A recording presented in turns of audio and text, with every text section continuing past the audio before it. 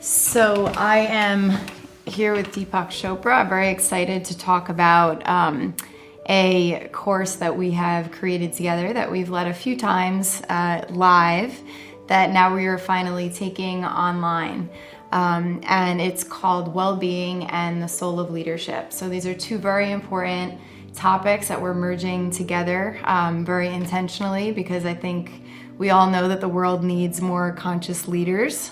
And we are hoping that this course helps fill that gap and helps to create more individuals that can lead us to a more, as you say, peaceful, just, sustainable, and healthy world. So where would you like to start? I think we should tell people that you and I have worked together for how many years now? Well, I was thinking that today. I think I met you when I was 23, so that's 7 years. 7 years. Yeah. You're 30 now. Oh my God. So almost 31. Oh God. I know, getting up there. At this rate, I'll be dead soon, and you'll be an old woman. Yeah. So that's what I was thinking. Let's tell them a little bit. You have this in your course, but tell them a little bit about your own history as a child. When I was 5, I was diagnosed with non-Hodgkin's lymphoma, and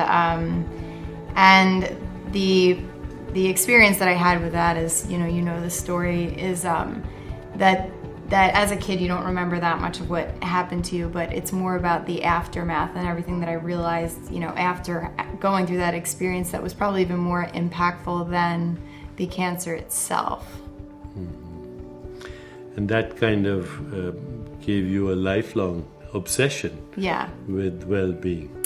But you're also an entrepreneur. I think just in one or two lines, tell us about your entrepreneurial career starting in school. Yeah, well, we, a lot of the topic that Deepak and I get into, we're talking a lot about well-being in the business world and corporate, and I've always had a passion for both well-being and business. I gravitated to entrepreneurship and sales from an early age because I love the lessons that you are inclined to learn through the sales process, because you have to learn a lot about yourself and a lot about what it takes to build relationships with people, right? Because then that helps you in sales and helps you build a business and stuff. So I've been involved in various things since I was a young child. I know that the story that you like is that when I was 19 and my first real job in college was selling cut-go knives, which a lot of people have some kind of story related to that. But when I first started, I broke a national record in sales my first month selling, mainly because I just loved learning as much as I possibly could about the process. I loved the idea that as much that the harder I worked, the more I would gain from that work. And you and I first met when you had joined Gallup, the consulting company, and we were introduced to each other by Jim Clifton, the CEO. Synchronistically. Maybe you can tell a story about Yeah, so when we met, it was great, because when I first was applying to the job at Gallup, which was the only job that I interviewed for out of college, because I either want to start my own business or work for Gallup. And the reason was because I looked at the website and I loved their mission, because Dr. Gallup said that if democracy is the will of the people, then somebody should find out what that will is. And then Gallup set out to figure that out by deploying surveys that would get to the hearts and minds of people around the world, which I thought was fascinating. But then the other thing that I loved on the website was they said, the people that's associated with Gallup were very impressive, and you happen to be one of them. And I didn't know that much about you at the time. I mean, I was 21, but I remember seeing you and knowing that your ideas resonated with me, and I loved the whole mind-body connection thing. It was something that I resonated a lot with from my cancer experience, and that I studied a lot on my own. And so when I saw your name on the site, I said to myself, if I work there, I'm going to find out a way to talk to that guy. And I remember where I was when I had that thought, and then a few years into working there, Jim Clifton, the CEO, was in the office, and I asked him, you know, what his relationship with you was. And he was like, oh, yeah, he's great. He's a senior scientist of ours. Next time I'm in town, I'll take you to lunch with him and I. We met at Serafina. I remember I had Caesar salad. Yep. And the lentil soup. Do you really remember that? Yeah, I do. In any case, that that began as an association, which is still going on. So when I started giving my talks, and I still do it, I was in India last weekend, and I need some metrics. You know, what is the happiness scale of whatever, Argentina? Where does India fit in the health, well-being arena? So I text you or email you. And I know the stats, and I like the stats. But the reason, in my defense for being a stats nerd, because he always refers to me this way, is that there's so much opinion out there about you know, well-being and what it means to be happy and all this. And I think there's so much confusion as a result. Like, people don't know where to start. You know, there's so many things that we're supposed to be doing for our lives, and we don't necessarily, you know what that, you know, where to start and what well-being actually means. And so I've always loved the research because I feel like it gives a sense of clarity to people about what's important, and it brings it puts a lot of hard edges around the tons of opinion that's out there.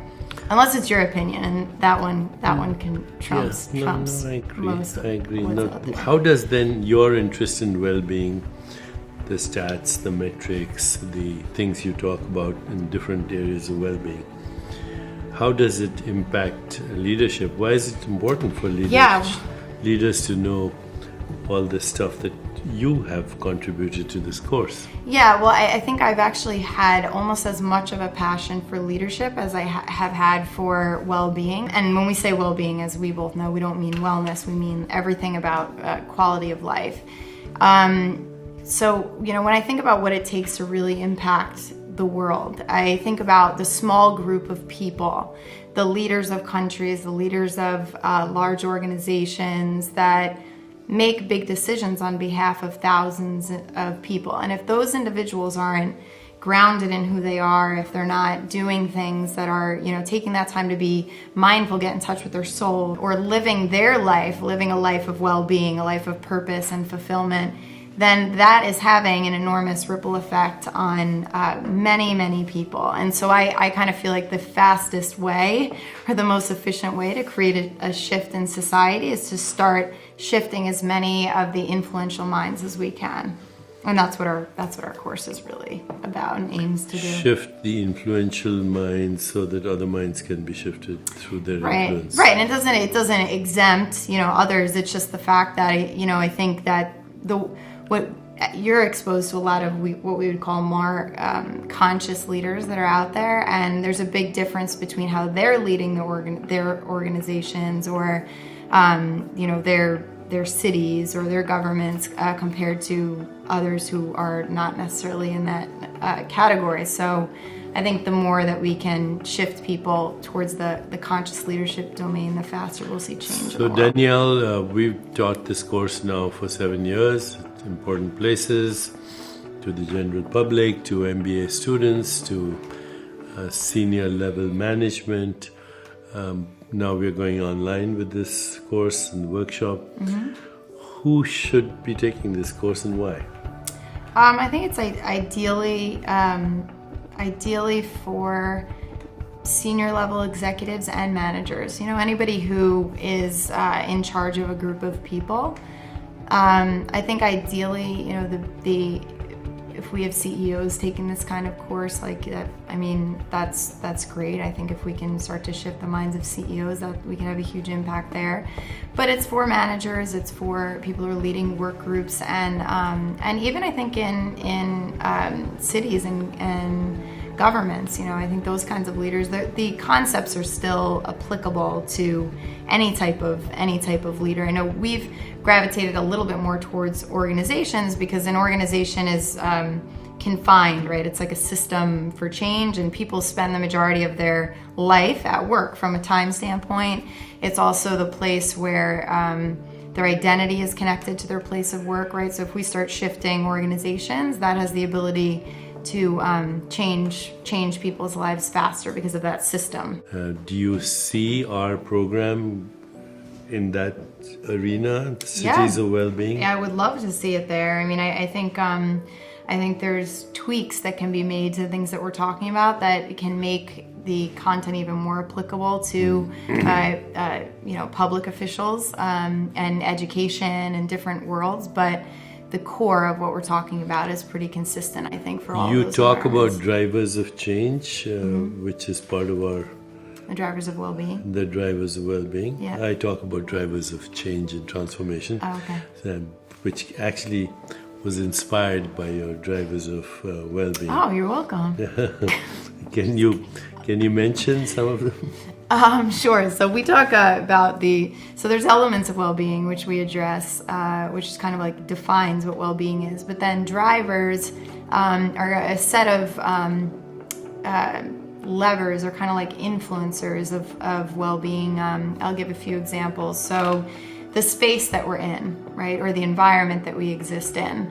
We don't mean environment like nature, like the environment, our surroundings, is a driver of well-being, right? That's either the space that we're in is either set up to enhance our quality of life or it's not, just by the way furniture is situated or the objects we choose to put in a room or how much we're actually have access to nature, right? So environment is one quote unquote driver of well-being. Technology is another one.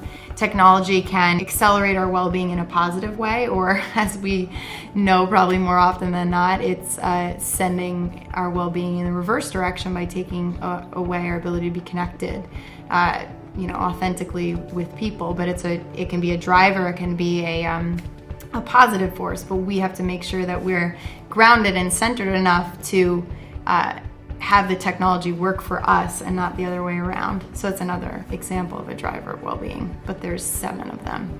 7? Yes. You want to name them? One driver is you, or the leader. So you as the individual, you affect your own well-being depending on what you decide to do. The second one is language. So once we meditate and we get into a grounded place, the language that we choose to define ourselves, to define our organizations, create core values, things like that, can be an accelerator of well-being. So it's you, language, you have technology, you have the environment, metrics, and then development is another one, and then the last one is the products and services you choose. So there's a lot to say about each one of those, which you do in the course, yes. Right? So bringing all that with the soul of leadership, I don't think there's anything more unique in the world. I don't think so either. We cover quite some ground. Okay, so if you're interested, the course is Well-Being and the Soul of Leadership. Yes. Thank you. Thanks, Danielle. Online for the first time. Online. Yeah, thank you.